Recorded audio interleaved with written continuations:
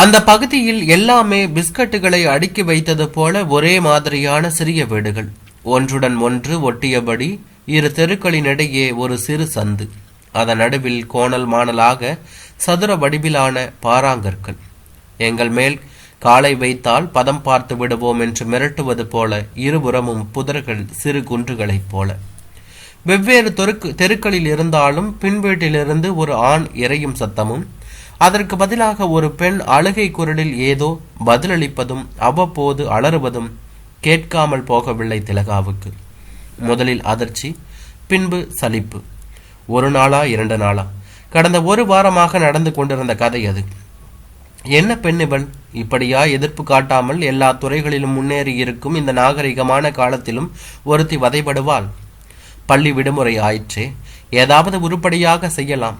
தோட்டத்தை நன்றாக கொத்தி புதிய செடிகள் வாங்கி வந்து நடலாம். சமையல் அறை சுவற்றுக்கு ஏதாவது வெளிர் நிறத்தில் வண்ணம் பூசலாம் என்றெல்லாம் திட்டம் போட்டிருந்தாள் அவள். எல்லாம் பால்.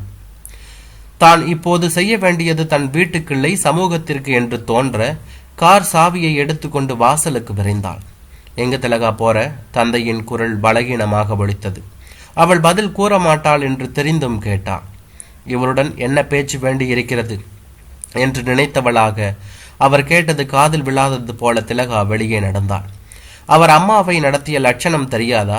பிறரிடம் கணவரை விட்டு கொடுக்க விரும்பாது எல்லா துன்பங்களையும் அனுபவித்தாள் அம்மா. அப்போது அக்கம் பக்கத்தில் யாராவது இப்போது தான் செய்ய துணிந்தது போல சமூக அக்கறையோடு குறுக்கிட்டிருந்தால் அம்மா ஆண்டு கணக்கில் அடி உதைகளையும் ஏச்சு பேச்சுக்களையும் தாங்கி இருக்க வேண்டாம். 13 வயதிலிருந்தே ஹாஸ்டலில் தங்கி படித்து கொண்டிருந்த விட்டு விடுமுறைக்கு மட்டும் திலகா வீடு வருவது வழக்கமாக இருந்தது. அப்போதெல்லாம் மனைவியிடம் அன்பை பொழிந்தார் அப்பா. அவளை தூக்கி வைத்து பேசினார். தான் எது செய்தாலும் அதற்கு அவளுடைய அபிப்பிராயத்தை கேட்டார். அது அப்பா ரொம்ப நல்லவர் இல்லம்மா, நீங்க அதிர்ஷ்டசாலி என்று திலகா பாராட்டவும் தாய் விழித்து கொண்டாள். யாரும் இல்லாவிட்டால் அவருடைய தந்தை நேர்மாறாக மாறிப்போக, அன்பு இருந்த இடத்தில் அடி, வசவு, முதுகில் வரி வரியாகி இருந்ததை காட்டினாள். புகழ்ந்து பேசிய அதே வாய் அவள் எது செய்தாலும் குற்றம் கண்டுபிடித்து ஏளனம் செய்தது என்றும் தான் அவல நிலைய வாழ்க்கையை பகிர்ந்து கொண்டாள். என்னை யார் கேட்பது, நான் ஆண் பிள்ளை என்று வெளிப்படையாக வதை செய்பவன் தேவலாம். ஆனால் அப்பா செய்தது ஏமாற்று வித்தை என்று ஆத்திரம் கொண்டாள் திலகா.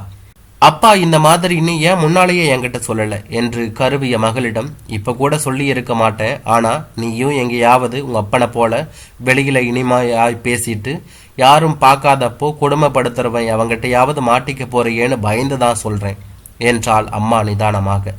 பெண்ணாய் பிறந்ததே துன்பம் அனுபவிக்கத்தான் என்பது போல அம்மாவை ஒத்த சிலர் எல்லாவித கொடுமைகளையும் தாங்கியது அவநம்பிக்கையோடு.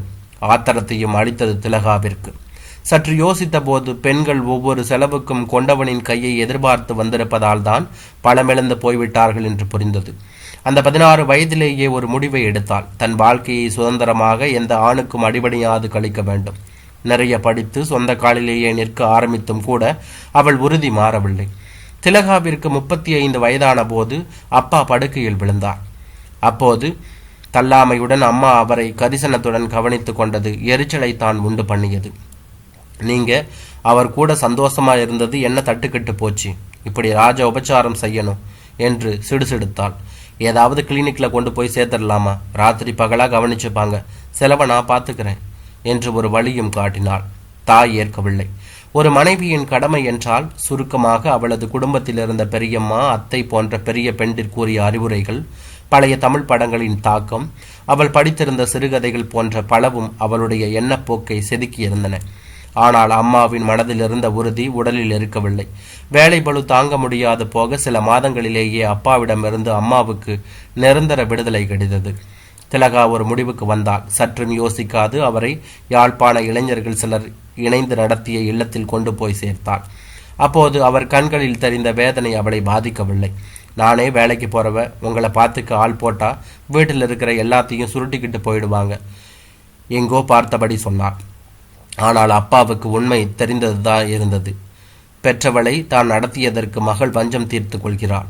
ஓரிரு ஆண்டுகளுக்கு பின்னர் அப்பா சுயமாக நடக்க ஆரம்பித்ததும் வேறு வழியின்றி வீட்டுக்கு அழைத்து வந்தாள் திலகா.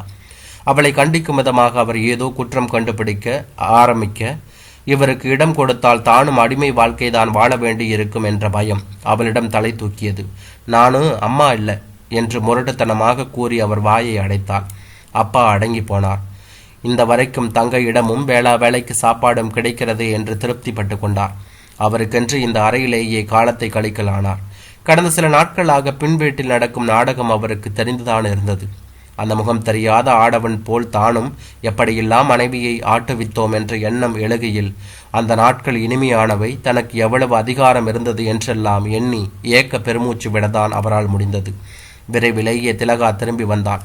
கூடவே காவல்துறை அதிகாரிகள் இருவர். அவர் சொன்னதை எல்லாம் கேட்டுவிட்டு, இது அவங்க குடும்ப விவகாரம், நாங்கள் எப்படி தலையிடுறது என்று தயங்கினார்கள். இதை போய் பெருசு பண்றீங்களே, உங்களை உங்கள் புருஷன் அடித்ததில்லையா என்ன என்று அவர்களில் இளைஞராக இருந்தவன் கேட்டபோது அவளுக்கு பற்றி கொண்டு வந்தது. அந்த அதிக பிரசங்கத்தனத்திற்கு பதில் சொல்லாமல், இப்படியே விட்டா அவங்கள அடிச்சே கொண்டுடுவான் அந்த மனுஷன் என்று அரற்றினாள். அடிப்பட்ட காயங்களோட அந்த அம்மாவை டாக்டர்கிட்ட பார்க்க சொல்லுங்க, டாக்டர் போலீஸில் புகார் கொடுக்கட்டும் என்று ஒரு உபயத்தை தெரிவித்துவிட்டு அவர்கள் எழுந்தார்கள். அன்று சாயந்தரம் காலார உலாவ போவது போல பின்தெருவுக்கு போனாள் திலகா. அந்த பெண்ணின் வீட்டிலிருந்து எந்த அரவமும் இல்லை. சற்று யோசித்துவிட்டு வெளிச்சுவற்றில் பொருத்தப்பட்டிருந்த அழைப்பு மணியை அழுத்தினாள். கதவு திறக்கப்பட்டது. யாரு? தலையை மட்டும் நீட்டி பார்த்த பெண்மணியை திலகாவுக்கு பரிச்சயமில்லை. புதிதாக குடி வந்திருக்க வேண்டும். அவளிடம் என்ன சொல்வது, எப்படி சொல்வது? சற்றே தயங்கிய திலகா தன்னை சுதாரித்து கொண்டு, சில நாளா இந்த வீட்டிலிருந்து ஏதோ யாரோ அடிக்கிறாங்க, உடனே ஒரு பொண்ணு கூவி அலற மாதிரி கேட்டுச்சு, அதான் விசாரிச்சுட்டு போலான்னு என்று இழுத்தாள். அதுவா? அப்பெண் சிரித்தாள். வலிய வரவழைத்து கொண்ட உயரற்ற சிரிப்பு. நான் தான் வீடியோ பார்த்துக்கிட்டு இருந்தேன், நீங்கள் பாவம். அதை கேட்டுட்டு சாரி பேசியபடியே கதவை அதிகபட்ச சத்தத்துடன் சாத்தினாள் அந்த பெண். நாட்டில் பெண்களை பாதுகாக்கும் சட்டங்கள் போட்டு என்ன பயன்?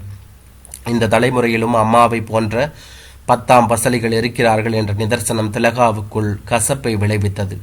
தளர்ந்த நடையுடன் வீடு திரும்பினாள்.